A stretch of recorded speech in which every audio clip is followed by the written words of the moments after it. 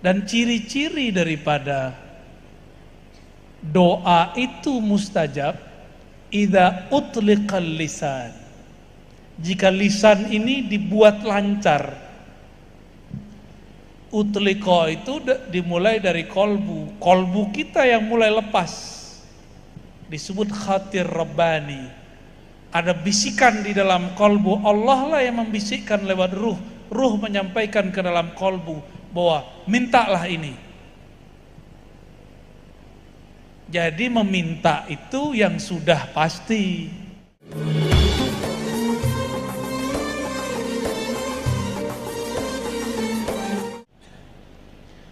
Lalu ibunya mengatakan, besok engkau akan aku kirim kepada ahli hadis, namanya Imam Al-Baikandi Al-Bukhari. Siapa nama imamnya? Al-Baikandi Al-Bukhari. Diantarkanlah Imam Muhammad bin Ismail Al-Bukhari kecil kepada Imam Al-Baikandi yang hafal sekitar 70.000 sampai 80.000 hadis. Berapa lama Imam Bukhari ngaji? Dan ngaji juga kepada gurunya yang lain, namanya Imam Al-Musnadi. Berguru bolak-balik, kadang sini, kadang ke sana, kadang ke sini, tapi rutin. Dalam setahun Imam Bukhari hafal 10.000 hadis. Imam Bukhari berguru kepada mereka selama 7 tahun. Coba dikalikan, 10.000 kali 7 berapa? 70. Udah berapa lama nyantri di sini? Ada yang 5 tahun. Udah hafal berapa ayat? Yang pasti surat sepertiga Al-Quran, ya. Qul huwallahu. Baik. Imam Bukhari hafal 70.000 hadis dan faham isinya. Setelah 7 tahun dia mulai remaja, sekitar umurnya 14 atau 15 tahun. Ibunya mengatakan, wahai Muhammad, nama kecilnya Muhammad, bulan besok, ini bulannya bulan Syawal, bulan besok Zulqa'dah, kita berangkat ke Mekah menunaikan haji, sekaligus engkau belajar. Ternyata berangkatnya diawalkan, berangkat dari Bukhara, nggak pakai bus loh ya, nggak pakai pesawat, pakai apa? Pakai, bukan jalan kaki juga, bukan main. Tapi Imam Bukhari optimis, dia punya harapan.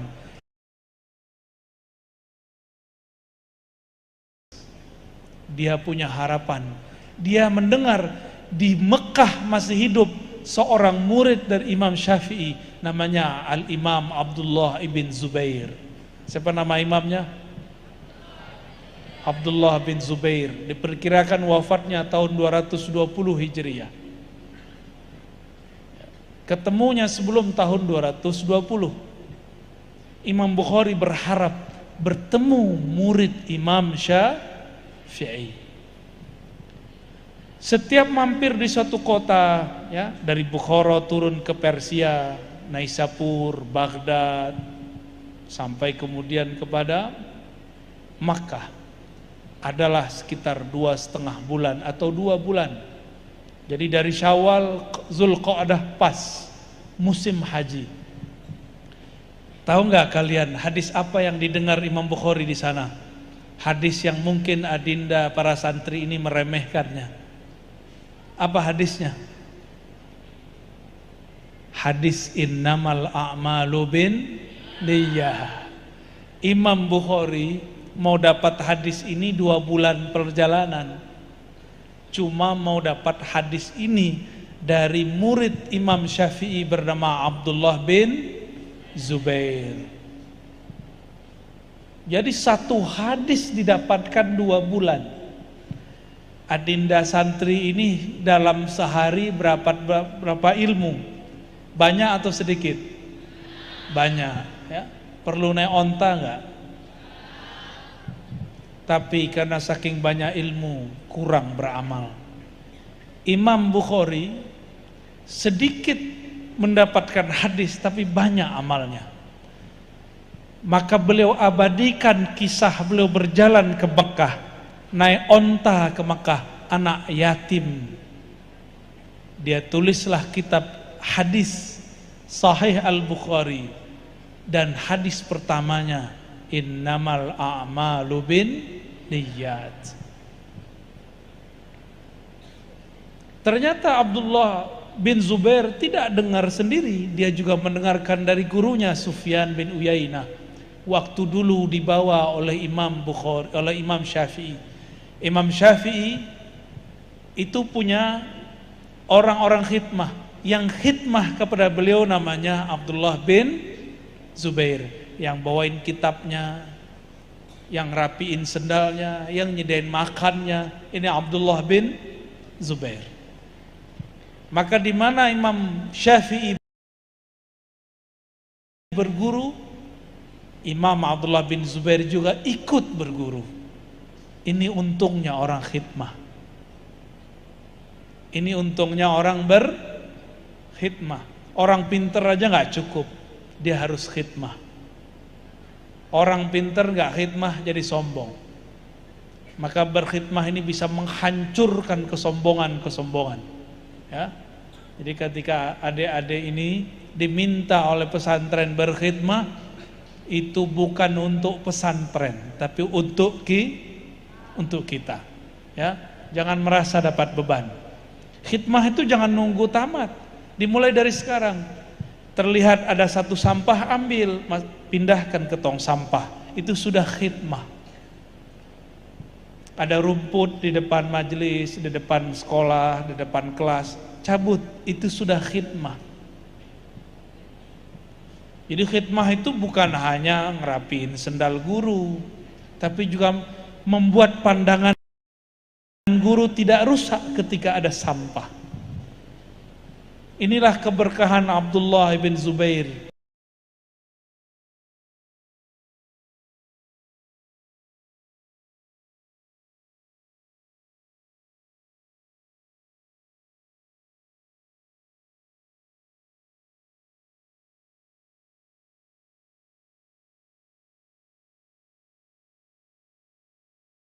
Maka beliau pun akhirnya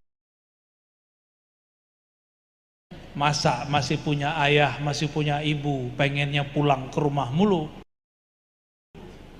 Udah pulang bukan belajar, malah main game mulu. Coba Imam Bukhari seumur kalian sudah hafal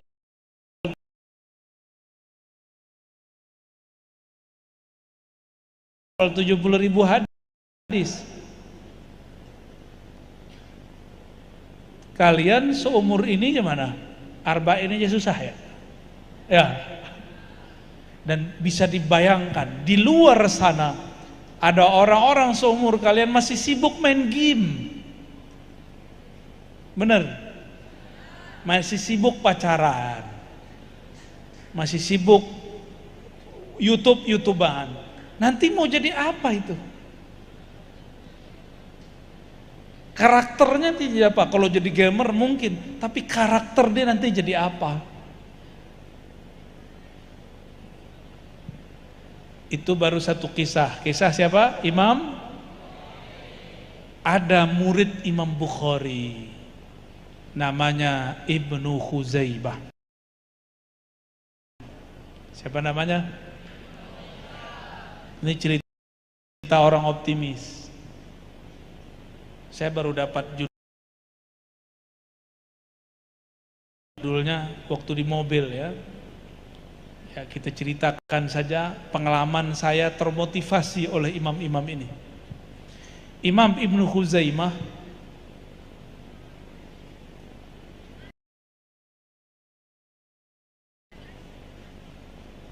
beliau mendengar di Irak ada seorang imam, bukan lagi murid Imam Syafi'i, tapi murid gurunya Imam Syafi'i. Berarti temannya Imam Syafi'i, namanya Qutaibah. Siapa namanya? Ini namanya harus dihafalin lontar ya. Gurunya Imam Syafi'i siapa? Gurunya Imam Syafi'i siapa? Enggak. Gurunya Imam Syafi'i namanya Malik. Imam Malik punya murid, umurnya panjang, namanya Qutaibah.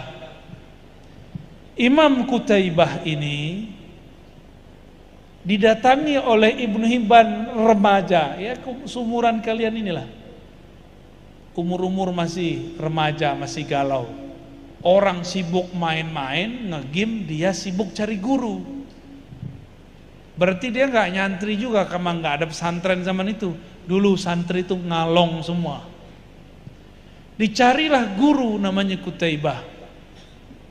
Dulu nggak ada KTP, nggak ada GPS, coba bayangkan, nggak ada Grab, nggak ada Gojek, nggak ada peta, nggak ada, semua itu nggak ada. Ibnu Hibban muda nekat, dia punya semangat yang tinggi. Apa kata dia? Saya harus ketemu dengan Imam Qutaibah. Aku ingin belajar kepada Imam Qutaibah. Ingin belajar apa? Belajar sunnah, hadis-hadis Nabi sallallahu alaihi wasallam. Maka datanglah, sampailah di Baghdad, lama sekali mencari, ketemulah satu gang.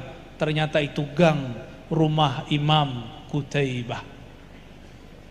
Ini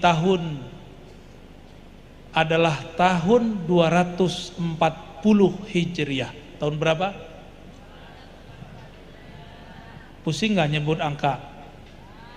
Kalau angka fulus, pusing nggak? Seneng ya? Sama kita ya. Tahun 240 awal, ini awal,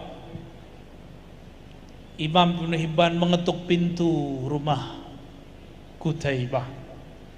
Diketuk pintu, Imam Qutaibah ada sepuh, dia lihat, ada apa wahai ananda, anda siapa? Dijawab oleh Ibnu Khuzaimah, ana Ibnu Khuzaimah ya sayyidi, wahai tuan, wahai kiai, aku adalah Ibnu Khuzaimah, hendak belajar hadis kepada tuan.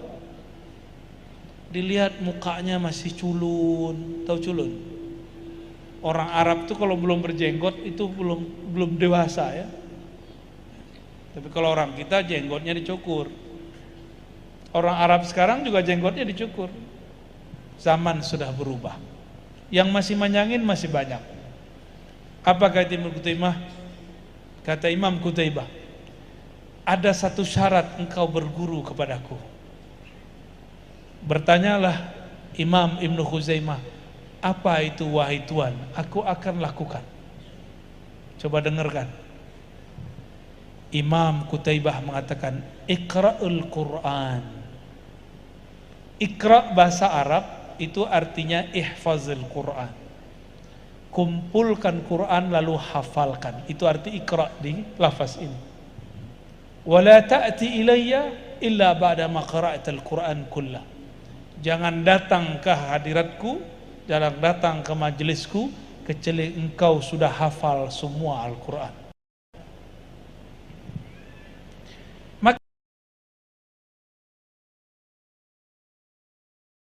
Maka Imam Ibnu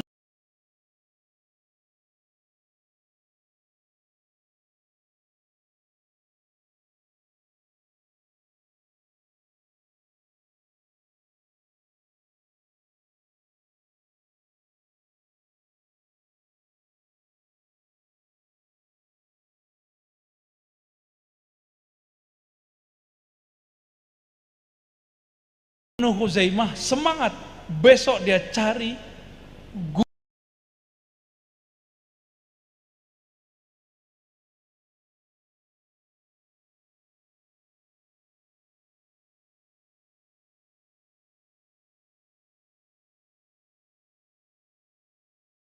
guru yang bisa membimbingnya hafalan.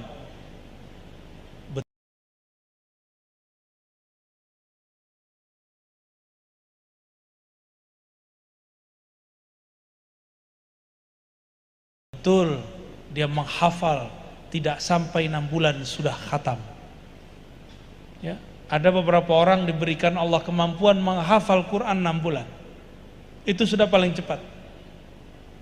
Maka saya nggak percaya kalau ada 40 hari, nggak percaya. 6 bulan saya masih percaya. Ini Ibnu Huzaimah, imam yang belum kena micin, belum kena gim, ya, belum kena perisa-perisa makanan, belum kena pornografi, belum kena Facebook, belum kena Instagram, TikTok, belum kena. Itu 6 bulan. Masa anak sekarang bisa 40 hari? Hebat sekali ya. Ternyata benar, 6 bulan dia hafal. Dia datang kepada Imam Qutaibah. Imam Qutaibah sudah tambah sepuh. Apa kata beliau? Satu syarat lagi engkau belum lakukan. Kaget Ibnu Huzaimah, dia sudah menggebu-gebu belajar hadis. Ternyata belajar ilmu tidak boleh menggebu-gebu, gak boleh nafsu. Imam Qutaibah mengajarkan Ibnu Huzaimah supaya tidak nafsu. Gimana caranya?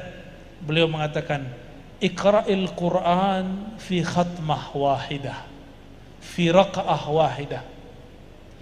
Bacalah Quran wa qra'aha fi raq'ah wahidah. Engkau wajib khatam 1 rakaat. Akhirnya Ibnu Huzaimah mengatakan, baik Tuan. Enggak protes dia, enggak marah dia. Dia kemudian pulang. Dia riyadhah selama beberapa bulan. Bulan pertama dia coba 1 rakaat, sanggupnya cuma 5 juz. Udah keburu subuh. Bulan kedua nambah jadi 10 juz. Bulan ketiga naik menjadi 15. Begitulah terus sampai di bulan kelima stagnan antara 25 juz sampai 28 27 juz. Gak bisa khatam, keburu azan subuh. Berarti sholatnya sudah habis, sholat malamnya. Dia langsung ruku, lalu langsung dia witir. Maka dia minta, ya Allah, guruku mensyaratkan aku harus khatam 1 rakaat. Bantulah aku ya Rabb. Ya munazzil Al-Quran, wahai yang menurunkan Al-Quran. Maka di bulan terakhir, bulan ke-6, dia pun berdoa lalu langsung sholat malam itu. Ternyata pas, minal jinnati wan nas, langsung azan subuh, dia langsung rukuk. Disitulah girang Imam Ibnu Huzaimah remaja, yang masih remaja. Selesai sholat dia bersyukur, dia sholat subuh. Esok pagi dia bersegera berangkat kepada Imam Qutaibah yang dia sudah tinggalkan 6 bulan yang lalu. Sampailah di gang pintu rumah Imam Qutaibah. Diketuk-ketuklah pintu. Assalamualaikum. Assalamualaikum. Tapi apa yang terjadi? Gak ada yang nyahut suara yang punya bass. Yang nyahut selalu suara perempuan. Waalaikumsalam. Waalaikumsalam. Gak ada lagi suara Waalaikumsalam. Udah gak ada suara itu. Ketika dibuka pintu, ternyata itu pembantu daripada Qutaibah yang masih tinggal di sana, yang mengabdi kepada keluarga Qutaibah. Bertanya Ibnu Huzaimah, wahai wanita, wahai perempuan, manakah guruku Imam Qutaibah? Apa kata si perempuan? Qalat jariyah, Qutaibah. Ditunjuk, wa asyarat ila tarfi al-ard. Lalu dia menunjuk ke ujung tanah. Itu Qutaibah. Menolehlah Ibnu Huzaimah. Yang dia lihat tidak ada. Enggak ada. Mana Qutaibah? Ditunjuk, tuh yang di dalam tanah. Disitulah Ibnu Huzaimah badannya kemudian bergetar. Ternyata guru yang dia tunggu-tunggu sudah ditanam dalam tanah. Inna lillahi wa inna ilaihi raji'un. Akhirnya beliau ridho. Dia datang ke sudut tanah. Dia kemudian sholat janazah qadaan. Itu boleh. Sembari meneteskan air mata, dia berdoa, ya Allah, ampuni guruku ini. Berkah beliau aku hafal Quran. Tidak hanya hafal Quran, berkah beliau aku khatam 1 rakaat 30 juz. Berkah beliau ya Allah, aku dengar 1 kalam tidak pernah lupa. Ternyata inilah ilmu Imam Qutaibah. Sampai tuanya Imam Qutaibah tidak pernah pelupa. Karena beliau tirakat khatam Al-Quran. Ibnu Khuzaimah ketemu Imam Bukhari. Walaupun dia sedihnya bukan main, dia kemudian ketemu Imam Bukhari. Apa kata Imam Bukhari? Ini anak, hadar rajul, hadar sabi, zakiyun jiddan. Ini anak kok cerdas sekali. Bahkan Imam Bukhari mengambil berkah, ngambil sanad hadis dari anak muda ini. Di saat itu umurnya baru belasan, baru 15-16 tahun. Sedangkan Bukhari wafat 256, lahir 194. Jadi berapa tuh Ustaz? Kemudian berguru juga kepada anak kecil ini. Karena Imam Bukhari mendengar gurunya Imam Ahmad mengatakan, laisa minna, bukan orang ahli hadis jika tidak mau berguru kepada yang lebih tua, yang seumuran dan yang lebih kecil. Jadi orang alim itu dari dulu tidak hanya berguru kepada senior, tapi juga berguru kepada temannya, bahkan berguru kepada muridnya. Dan beliau yarwil hadisain an Imam Ibn Hibban. Ya, ada sekitar 2 riwayat yang dia ambil daripada Imam Ibn Hibban. Setelah bertemu Imam Bukhari, Imam Ibn Hibban pun terinspirasi. Ternyata Imam Ibn Hibban itu melihat ada keberkahan ilmu para guru pada Bukhari. Gurunya itu namanya Qutaibah, juga dulu pernah mengajar Imam Al-Bukhari. Oleh karena itu Ibnu Hibban menulis juga kitab judulnya Sahih Ibnu Khuzaimah ya. Ibnu Khuzaimah juga nulis kitab judulnya Sahih Ibnu Khuzaimah ya. Ketukar-tukar deh karena udah ngantuk. Imam Ibnu Khuzaimah wafat tahun 311 Hijriah. Imam Bukhari sudah lama wafatnya, tahun 256 Hijriah. Tapi beliau tidak bisa lupa gurunya Imam Bukhari. Ya, begitulah murid selalu ingat kepada guru. Ini baru 2 kisah. Mau nambah atau cukup? Ngantuk? Beneran mau nambah? Iya, tapi dalam hatinya enggak.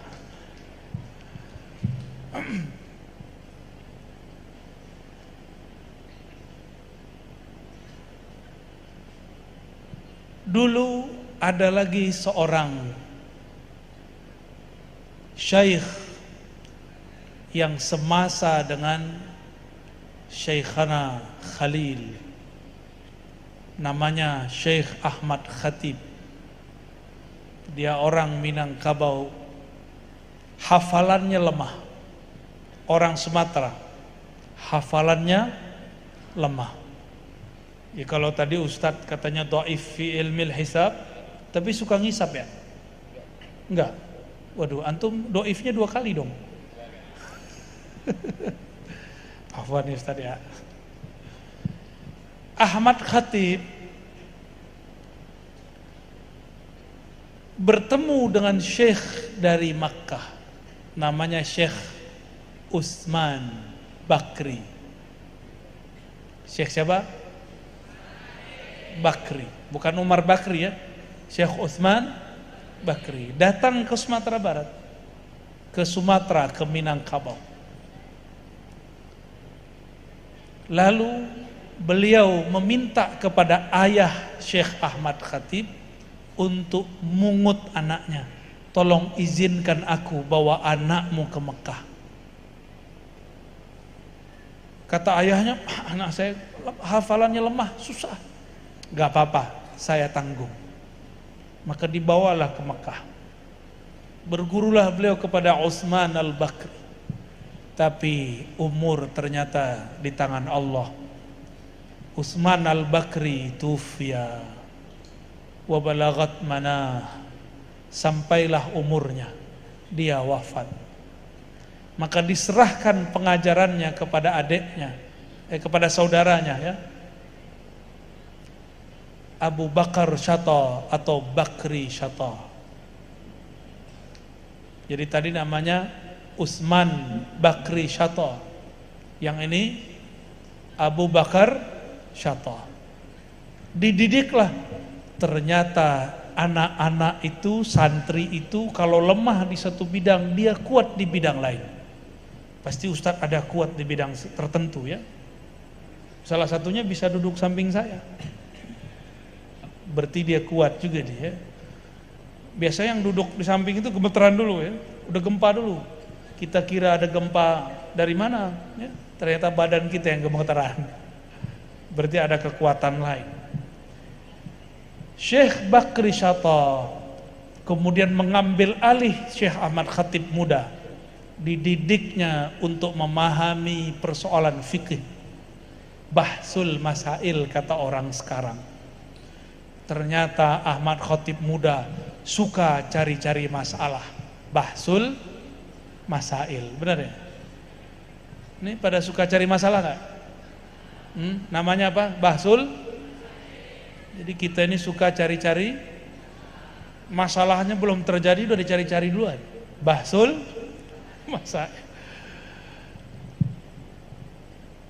Di luar yang dibayangkan oleh ayahnya, ternyata Syekh Ahmad Khatib juga menghafal walaupun tidak lengkap.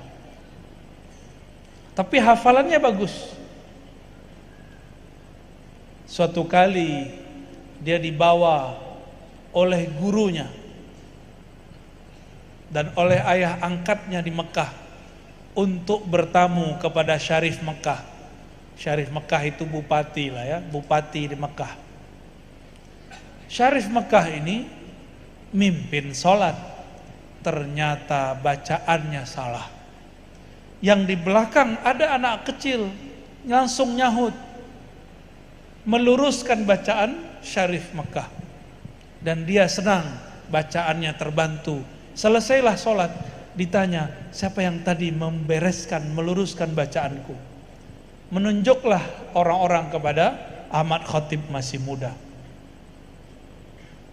Karena dia sudah bisa berfatwa, sudah mengerti ilmu bahsul masail, qawaid fiqhiyah, usul fikih, maka dimintalah ngajar di Masjidil Haram. Lama-lama jadi mufti mazhab Syafi'i, jadi imam di Masjidil Haram. Orang yang tadinya hafalannya lemah, tapi kalau diajar pelan-pelan, tidak dipaksa, tidak dimarah-marahin berlebihan, ternyata jadi. Beliau hafalan punya, pemahamannya dalam. Itu kitab I'anatul Thalibin semuanya di kepalanya. Kitab I'anatul Thalibin kelas berapa belajarnya? Nggak ada. Kajian di luar sekolah, di luar ma'had ada. Di dalam ma'had ada. Oh harus ada. Terus fikihnya fikih apa? Fiqhul wadih. Al-Bajuri. Oh bagus juga. Hasyah Al-Bajuri. Oh jalurnya jalur Misri berarti ya. Kitab I'anatul Thalibin diajarkan di banyak pesantren, di banyak halaqah. Termasuk saya waktu saya masih remaja, saya biasa ghaib dari sekolah. Jadi dulu sekolahnya sekolah negeri. Setiap hari Jumat tidak libur. Saya keluar misi Pak Guru, keluarnya misi pergi ke WC. Tapi gak balik-balik. Karena gak jauh dari madrasah saya ada halaqah I'anatul Thalibin. Saya ngaji dari kecil kitab I'anatul Thalibin. Dulu penasaran nih yang ngarang siapa? Ternyata guru dari Syekh Ahmad Khatib Al-Minangkabawi namanya Abu Bakar Syata atau Bakri Syata, orang Makkah. Beliau adalah guru dari Syekhana Khalil. Beliau juga guru dari Hadratus Syekh Hasyim Asy'ari. Guru juga daripada ulama-ulama di Sumatera, di Banjar, di Lombok, di mana-mana, ya. Adinda para santri yang dimuliakan Allah, lihat mereka. Yang pertama anak yatim, tapi jadi imam, bukan orang Arab, tapi kemudian kitabnya dibaca di mana-mana, menjadi standar ulama ahli hadis. Lihatlah imam kedua, Imam Ibnu Khuzaimah, anak muda, pemburu guru-guru, pemburu sanad. Dia tidak ada yang membimbingnya, dia cuma bertanya kepada banyak orang lalu dia kejar. Hanya orang-orang yang begini yang jadi imam. Maka sebanyak itu anak muda di zaman Ibnu Khuzaimah, hanya Ibnu Khuzaimah dan beberapa kawan yang terkenal. Ibnu Khuzaimah, Imam Tabari, Ibnu Suraij, cuma beberapa yang terkenal, yang lain gak nyampe namanya hari ini. Kenapa? Dulu mereka sibuk main game di zamannya. Dulu mereka sibuk jalan-jalan gak penting di zamannya. Beda dengan Ibnu Khuzaimah, setiap jalan dia mengambil sanad, dia belajar. Maka pelajaran dari mereka yang sangat optimis itu termasuk Syekh Ahmad Khatib Al-Minangkabawi yang sangat lemah hafalannya, tapi jika dididik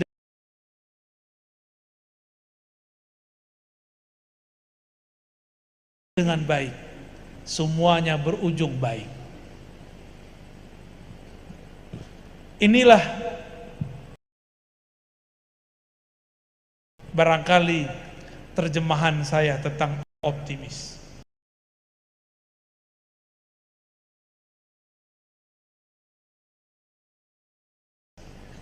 Optimis itu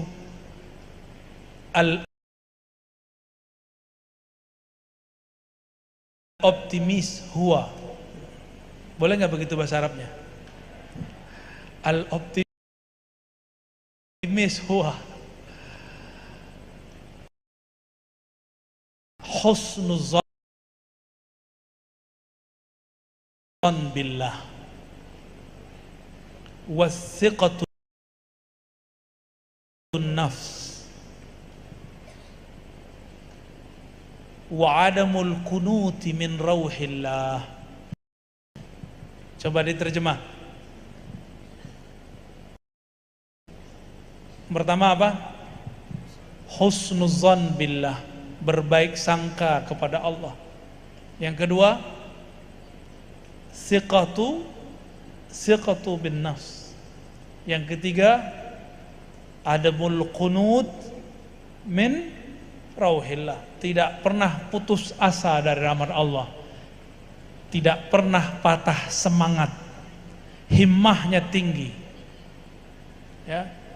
Dan saya perlu kasih tahu antum semua, saya bukan tamatan pesantren, baru nyantri waktu mahasiswa. Dulu minta nyantri, ayah saya bilang, bapakmu PNS gajinya gak cukup, anak 4 semuanya sekolah, udah sekolah di sini aja. Saya gak pernah nyantri, maka saya nyuri-nyuri belajar kitab i'anah, nyuri-nyuri belajar hikam. Karena saya tahu ini susah dapatnya, sekali dapat tidak kita lepas.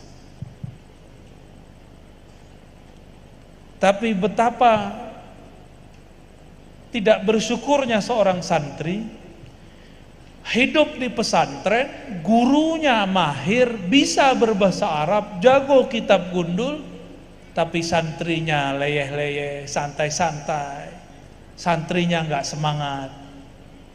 Makanya nggak jadi. Orang pesantren nggak jadi, himmahnya nggak kuat. Apa arti himmah? Semangat. Ya. Dulu saya mengatakan, seandainya aku di pesantren mungkin lebih cakep dari ini kali. Dijawab sama kawan saya tamatan pesantren, kalau Anda di pesantren mungkin bodoh seperti kami. Maksudnya gimana? Kami dulu main-main di pesantren, bahkan kami melawan kepada guru. Akhirnya kami tidak diberkahi. Ini tips terakhir. Kalau dihukum sama guru, jangan melawan ya. Jangan pernah di hati ada kalimat awas kau. Jangan pernah ada dalam hati membangkang kepada guru. Disuruh push up kita, disuruh nyuci. Lakukan aja. Insya Allah diberkahi. Orang-orang yang menikmati hukuman itu adalah orang-orang yang disebut ridho. Orang-orang ridho ini nanti yang akan jadi benar. Tapi kalau lari dari hukuman, coba aja lihat. Nanti kalau dia tamat pesantren, dipanggil Pak Polisi, dia lari. Dipanggil KPK, dia lari. Pura-pura sakit.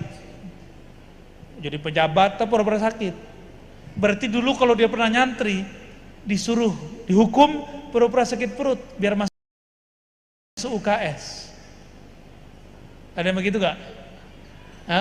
Pura-pura sakit ketika dihukum. Banyak, tuh ada yang nyeletuk tuh ya.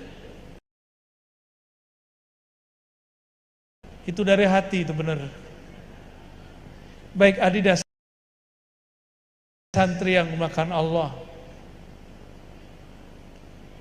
yang putus asa, tidak punya semangat, akhirnya lahirlah lawan dari optimis. Namanya apa? Pesimis. Yang pesimis itu semenjak dulu namanya iblis. Iblis itu nama lainnya Iyas. Apa arti Iyas? Al-aisu min rahmatillah. Itu nama kecilnya dia itu. Jadi kata iblis, ya sudahlah, kacau-kacau sekalian, durhaka sekalian, rusak sekalian. Ini quote terakhir dari Sayyidina Musa, hadis di Sahih Bukhari. Nabi Musa protes ke Nabi Adam. Apa kata Nabi Musa? Kamu ya Nabi yang karena engkau kami terusir dari surga. Jadi Nabi Musa pernah ngomong begitu kepada Nabi Adam. Itu ketemunya di langit. Apa kata Nabi Adam? Oh ini ya Nabi yang pinter, bisa bicara kepada Allah tapi tidak mengerti takdir, bahwa aku sudah ditakdirkan akan keluar dari sorga apapun caranya. Ketika Nabi Adam terusir dari sorga, beliau menyalahkan siapa? Nyalahin setan nggak? Nah, ini kalian kalau gagal nyalahin siapa? Nyalahin guru. Itu pesimis. Ketika ada kesalahan nyalahin teman, itu orang pesimis, tidak optimis. Orang optimis berani bertanggung jawab, bahkan berani memikul kesalahan temannya. Nabi Adam mengatakan Rabbana zalamna, ya Allah kami yang zalim. Sedangkan iblis gak pernah mengaku zalim. Ya Allah kami salah, tapi iblis tidak pernah mengaku salah. Maka ciri-ciri orang optimis, dia sangat berbaik sangka kepada Allah, dia mengaku salah, dia sadar terhadap kesalahan dirinya, bahkan mau memikul kesalahan orang lain. Semoga di antara adinda ini tidak ada yang mewarisi iblis. Semoga semuanya mewarisi sifat Nabi Adam yang selalu berharap kepada Allah, berbaik sangka kepada Allah, percaya diri dan tidak berputus asa. Amin ya rabbal alamin. Saya kembalikan kepada MC kita. Terima kasih kepada beliau.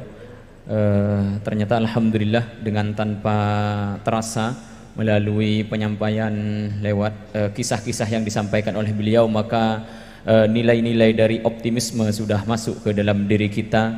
Dapat kami tarik benang merahnya, bahwa optimis adalah bagaimana kita selalu husnudzon kepada Allah Subhanahu wa taala. Yang kedua, bagaimana kita percaya diri at-thiqah bin nafas, dan yang ketiga adalah tidak adamul qunut, tidak putus asa. Dan setiap apa yang terjadi maka hal itu merupakan konsekuensi dari setiap tindakan diri sendiri, tidak dilemparkan ke orang lain. Seperti yang digambarkan oleh beliau dalam sejarah-sejarah para guru, para ulama tadi, mulai dari Imam Asy-Syafi'i, bagaimana beliau yang merupakan seorang anak yatim bahkan sampai pernah hilang penglihatan, begitu gigihnya, optimis, bukan hanya beliau tapi juga dukungan dengan orang tua, sehingga beliau sukses menjadi imam hadis. Selanjutnya ada Ibn Huzaimah yang selalu siap, optimis dengan apa yang disyaratkan oleh gurunya, sehingga beliau juga menjadi orang yang luar biasa. Dan yang terakhir ada dari ulama dari bangsa kita, yaitu Syekh Khatib Al-Minangkabawi, yang mana beliau lemah di bidang hafalan, tapi dengan kegigihannya maka beliau menjadi imam di Masjidil Haram sampai bisa ngajar di situ. Ini berangkat dari semua yang sudah dipaparkan panjang lebar oleh beliau, maka sekalipun kita kaum santri selalu berpijak di bawah, kakinya selalu di bawah, akan tapi himmahnya tetap melanglang tinggi. Dan untuk lebih menyempurnakan nalar-nalar yang sudah diberikan beliau tadi melalui kisah-kisah ini, maka saya selaku moderator memberikan kesempatan kepada seluruh audiens untuk menanyakan hal-hal yang perlu ditindaklanjuti atau sesuatu yang kurang jelas ataupun sesuatu yang perlu disampaikan, ditanyakan kepada beliau. Maka kami persilahkan, dimulai dari audiens sebelah kanan dulu. Oh ya, monggo, dipersilahkan. Langsung ke depan panggung. Terus penanya kedua kami ambil dari di audiens bagian tengah. Monggo dipersilahkan. Untuk langsung mendampingi penanya. Ya, monggo dipersilahkan. Ini yang di depan yang berdiri paling ya. Oke, sampean. Monggo, fadhol. Terus yang terakhir, yang ketiga untuk di sesi pertama ini, monggo kami ambil dari sebelah barat panggung. Mungkin ada baik dari penitia ataupun dari santri yang posisinya di sebelah barat panggung. Kalau tidak ada maka yang sempat, ya oke, sampean yang juga berdiri barusan dipersilakan maju. Teman-teman stick crew mungkin mic-nya dipersilahkan kepada penanya.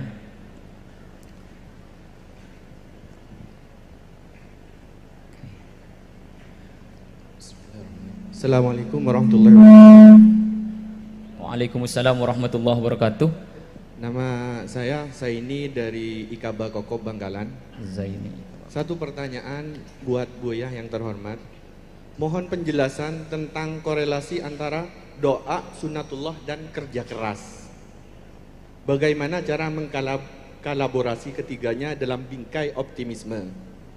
Karena fakta atau contoh misalnya, doa dari 270 juta rakyat Indonesia berbanding 70 juta orang Thailand tak mampu mengubah skor 4-0 dari timnas kita.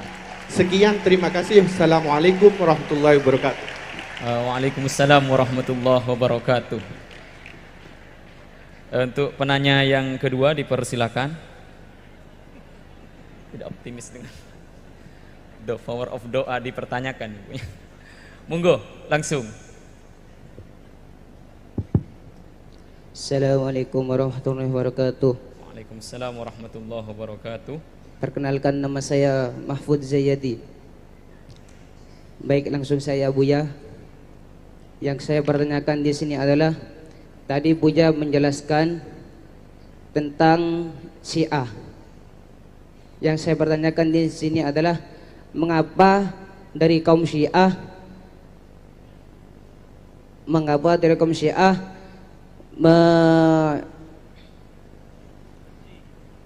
membenci Sayyidina Abu Bakar dari kaum Syiah? Oke, satu pertanyaan dan monggo dipersilakan untuk penanya yang ketiga. Bismillahirrahmanirrahim. Assalamualaikum warahmatullahi wabarakatuh. Waalaikumsalam warahmatullahi wabarakatuh. Ismi Fadli min Bujur Tengah.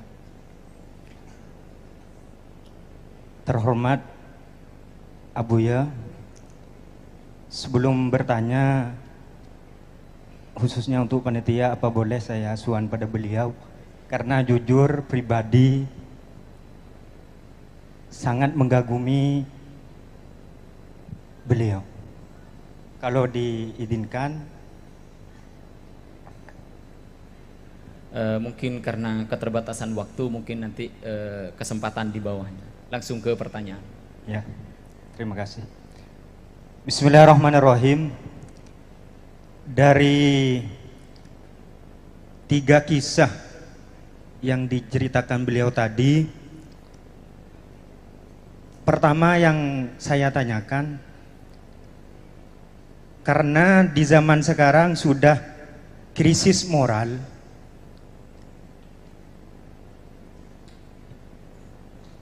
cara mencari guru yang betul-betul membimbing secara akhlak dan amaliyah, itu ciri-cirinya seperti apa, Bu ya? Dan yang kedua, di umur berapakah kita pantas untuk lebih mengenal tentang tasawuf? Terima kasih. Assalamualaikum warahmatullahi wabarakatuh. Waalaikumsalam warahmatullahi wabarakatuh. Ada 3 penanya dengan masing-masing 1 pertanyaan untuk 2 penanya pertama, Bu ya, dan 2 pertanyaan untuk penanya yang terakhir. Dari atas nama Zaini dari Ikaba Kokop ya barusan. Ikaba ini merupakan ikatan alumni Bata-Bata, Bu ya.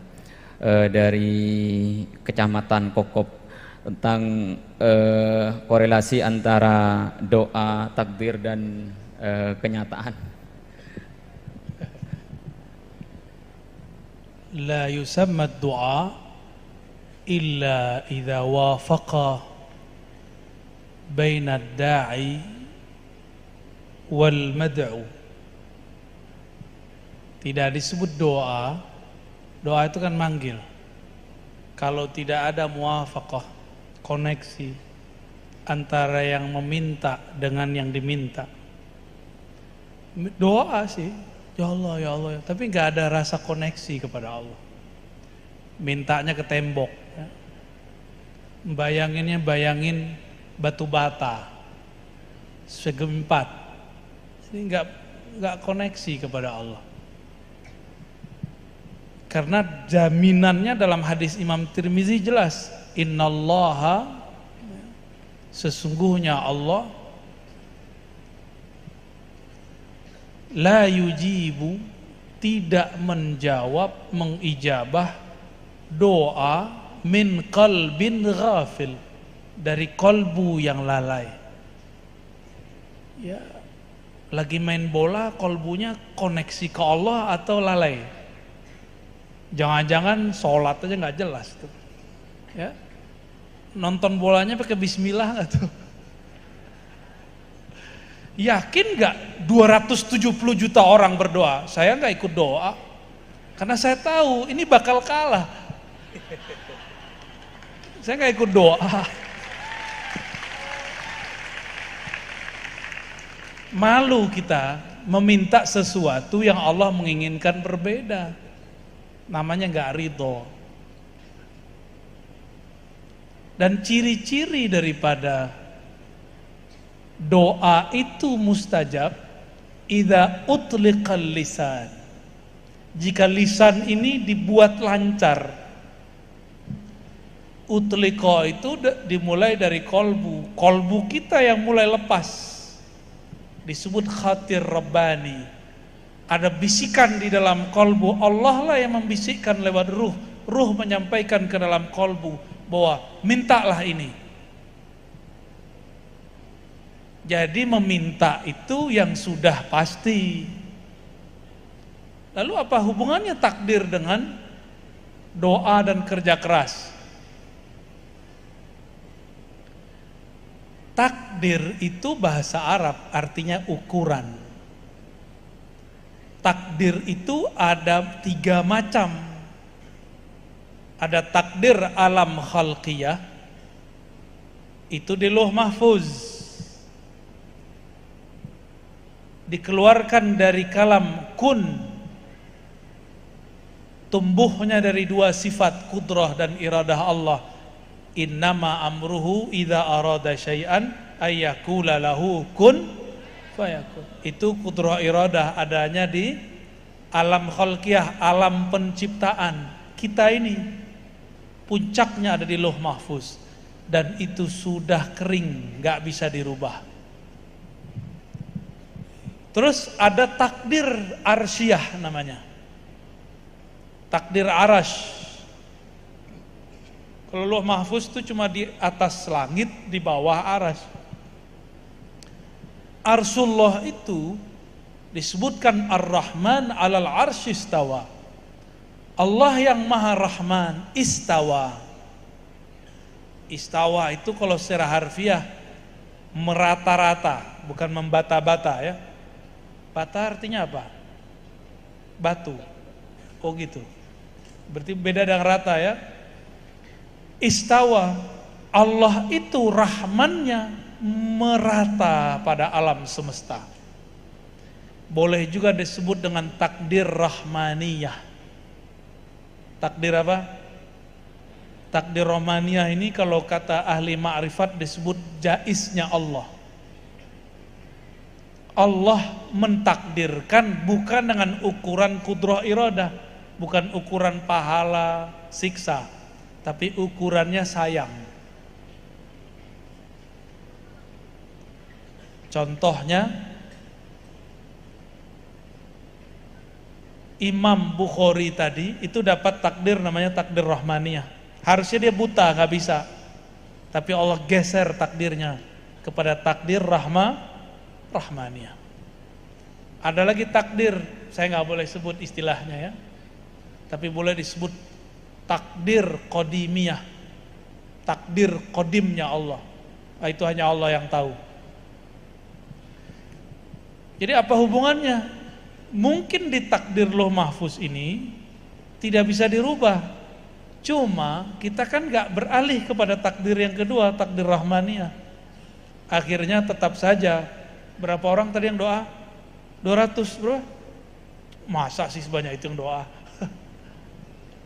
Sudah kerja keras. Mungkin kerja kerasnya mereka, orang-orang yang bertanding itu lebih kuat daripada yang kita doakan. Jangan salahkan Allah Ta'ala ya. Jangan sampai ada kalimat kayaknya Allah gak dengar nih, atau ada kalimat seperti doa tidak bermanfaat. Coba baca kitab Hikam. Dalam kitab Hikam Imam Ibn Athaillah mengatakan, jangan engkau sibuk memikirkan tuntutanmu, tapi perhatikanlah adabmu saat menuntut kepada Allah SWT. Saya yakin adab orang menonton sada itu ya belum tentu doanya sesuai dengan adab-adab yang Allah ajarkan. Wallahu a'lam bishawab. Itulah jawaban dari beliau tentang doa. Ciri-ciri doa yang mustajab itu ketika lisan kita digerakkan dengan sendirinya, berarti memang berangkat dari Allah Subhanahu wa taala, berarti Allah Subhanahu wa taala sudah siap dengan ijabahnya. Ketika lisan kita digerakkan oleh Allah Subhanahu wa taala untuk meminta, maka berarti yang diminta sudah disiapkan untuk diberikan. Satu lagi lupa. Sebelum kita doa, Allah sudah tahu belum apa yang mau kita minta? Terus untuk apa doa? Sebelum kita doa, Allah udah tahu belum? Atau doa itu ngasih tahu ke Allah? Apakah doa itu memberitahu Allah? Enggak. Kalau doa memberitahu Allah, itu bahaya itu. Berarti kita ini bosnya Allah. Allah itu pelayan kita. Begitu enggak? Nah, kebanyakan santri doa, guru doa, orang awam doa, dia berpikir Allah ini lupa, maka dia ingatkan. Sebelum dia doa, Allah sudah tahu. Makanya biasanya ketika dia meminta di luar yang itu, tidak ada koneksi antara batinnya. Di sini santri boleh ngerokok ya? Dengan batasan umur tertentu. Masya Allah, keren ya. Ahlul hisab. Ahlul hisab. Antum enggak ahlul hisab? Enggak ya? Kalah deh.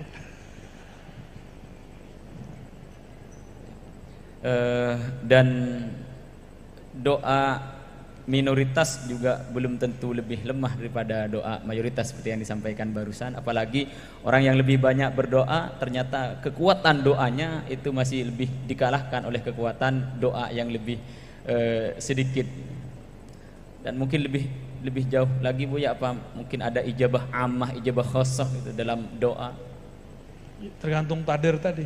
Iya. Ijabah khassah pakai rahmaniyah, Oke. ammah pakai luh mahfuz.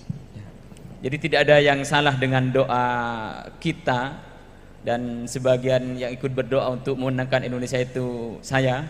Ternyata mungkin doa saya juga tadi itu tidak berangkat dari hati yang benar-benar minta kepada Allah Subhanahu wa taala. Mungkin bisa berangkat dari ego yang berdoa atau hal yang lain. Seperti itu. Dan selanjutnya dari penanya yang kedua Bu ya, atas nama Mahfuz Zayyadi tentang aliran. Karena tadi berangkat dari kisah Husain Usairon yang berangkat dari Syi'i yang mengejek-ngejek. Kenapa orang-orang Syiah itu benci Sayyidina Abu Bakar? Ini penting nih. Jangan-jangan di Madura ada virus ini. Hati-hati. Virus politik yang diagamakan. Nih hati-hati nih, adik-adik ini bakal dewasa ya. Nanti masalah kita ke depan adalah mengagamakan politik. Beda politik, beda agama. Walaupun sama-sama kopiahnya hitam, walaupun sholatnya sama-sama 5 waktu, nanti ke depan akan tambah berat. Nanti pesantren dengan pesantren akan tengkar cuma karena beda partai. Semoga di Madura nggak kejadian. Ini aminnya dari hati kan nih? Kayaknya cuma beberapa doang yang amin nih. Ya, atau jangan-jangan sudah kejadian. Ya, di Indonesia tahun 2019 sudah terjadi. Beda coblosan, beda agama. Udah kayak beda agama, padahal kopiahnya sama. Itu keberhasilan musuh-musuh Islam memecah kita dari dalam.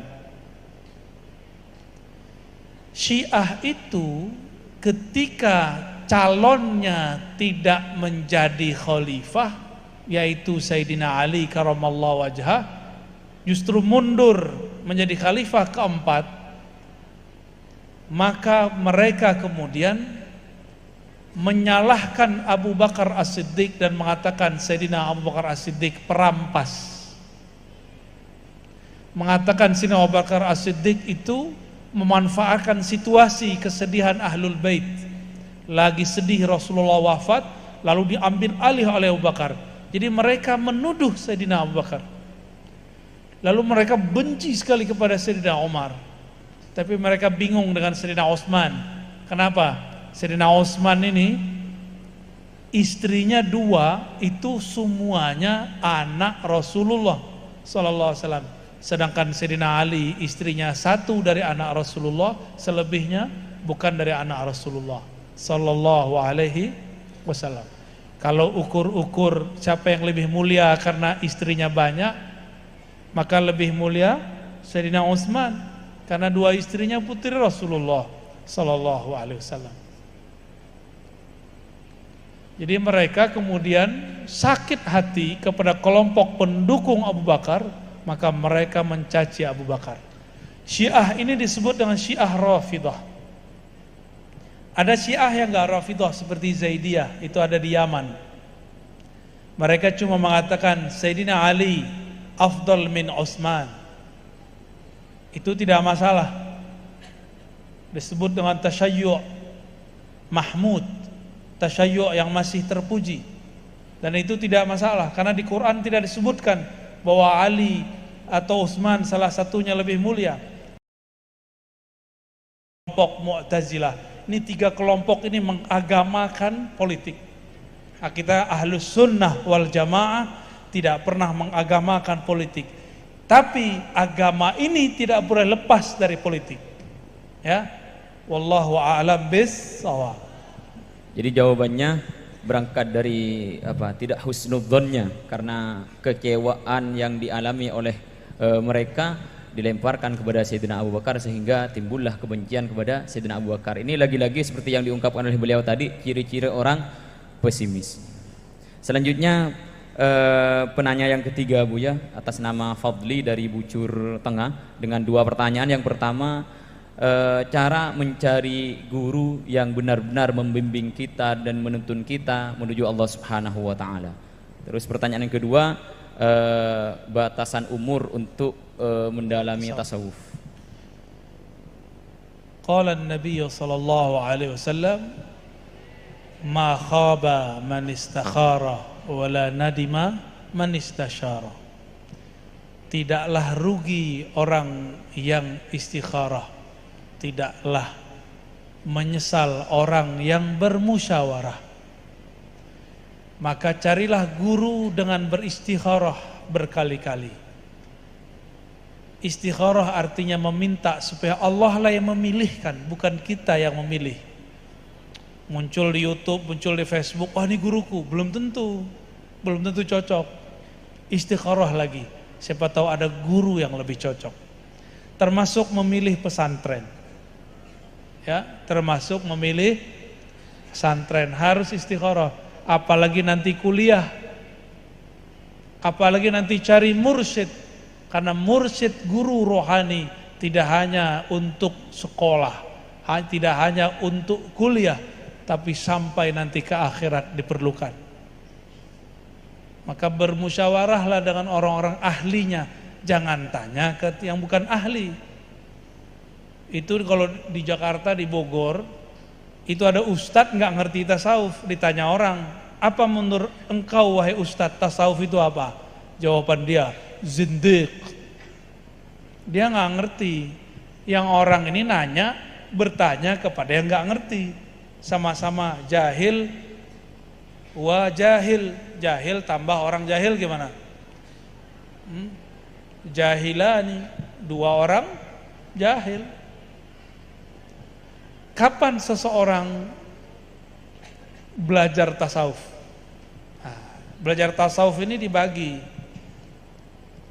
Pertama akhlak, yang kedua aurat zikir riyadhah, yang ketiga ma'rifatullah. Akhlak diajarkan sejak kecil, maka tasawuf mesti diajarkan sedari kecil.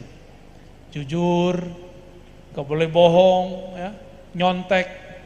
Saya mau tanya nih, santri pada ngerti agama kan, nyontek hukumnya apa? Waktu ujian kemarin nyontek gak? Beneran? Pada senyum-senyum tuh sebagian. Bawa jimatnya, jimatnya di tangan. Ada. Yang buka jimat, yang nyontek akidahnya bermasalah, tasawufnya rusak. Maka nyontek itu haram hukumnya. Haram secara fikih, haram secara tasawuf. Haram secara akidah. Mau ditaruh di mana ntar ini orang? Ntar kalau jadi orang hebat, ini gawat ini, berbahaya, ntar dia suka korupsi dari itu.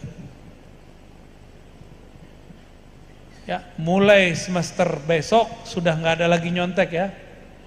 Ya, biarlah nggak bisa jawab. Cukup tulis apa yang kita tahu.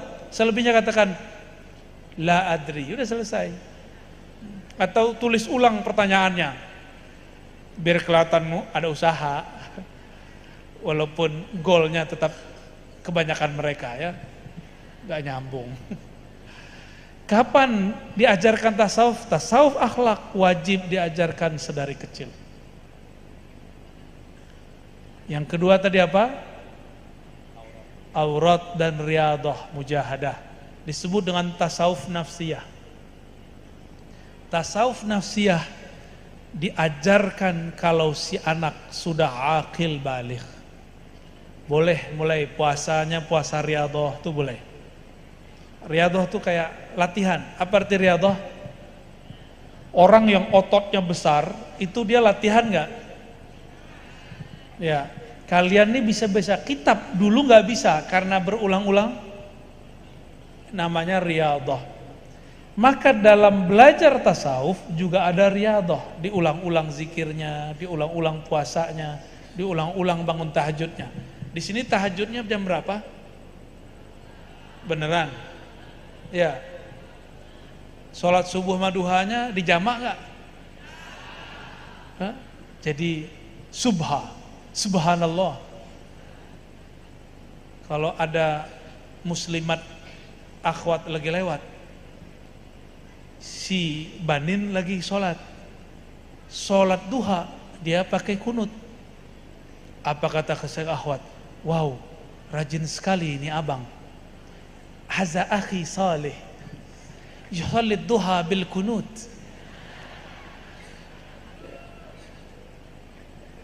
Ternyata dia sholat subuh di waktu duha.